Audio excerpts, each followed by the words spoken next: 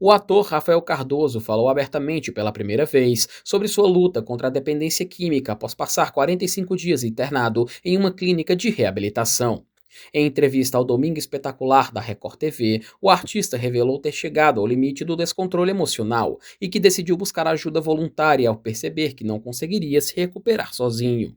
Ele admitiu a perda da dignidade no período mais crítico da doença, mas afirmou que hoje vive de fato em um processo de recuperação. Durante o relato, Rafael também abordou os conflitos familiares após o fim do casamento com Mari Bride. O ator revelou ter pedido perdão à ex-esposa e à ex-sogra, a jornalista Sônia Bride, agradecendo o apoio e os conselhos que recebeu delas no passado para que ele se internasse.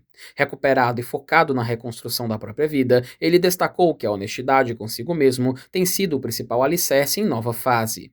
Para mais informações, acesse o portal O Povo, se inscreva no canal, link na descrição.